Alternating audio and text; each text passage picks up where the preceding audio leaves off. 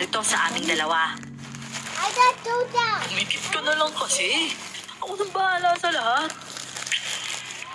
Uy, buwisit ka. Akala ko ba tomboy ka? Eh bakit parang hindi ka naman nandidiri nung halikan ako? Is it? Hindi naman ako Wow, tumawang I want tomboy. it. I'm so Ay happy. lang ako. Eh, type naman kita kaya bakit hindi? Sige na, pikit na, bilis.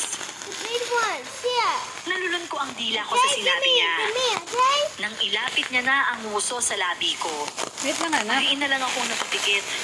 Tawanan Wait at lang, siyawan. uno. Okay na sana pero may sumigaw No ng need isa to help pa me. at longer daw. Why you not? Natapos ang isang No linggo. help. Wala namang namagitan sa amin ni Malu. Give me that. Wala ni isa sa amin ang sumubok na gawin ang bagay na yon.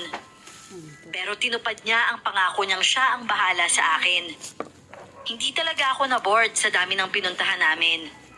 Tuwing uuwi kami, pagod na kami. At tulog na lang talaga ang gusto naming gawin. Kinabukasan naman habang kumakain kami, may tinanong sa akin si Malu. May itatanong nga pala ako sa'yo, Emerson. Huwag kang magagalit, ha? What's the next Oh, one? ba't naman ako magagalit?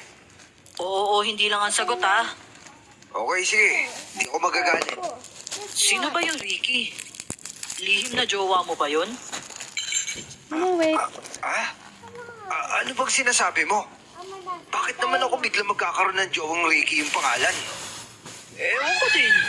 Baka mamaya, bakla pala yung Ricky, tapos ang bet mo, mga juding pala. Ay, naku, sorry, ha? Ihinala ko lang naman yun. Madalas mo kasing sabihin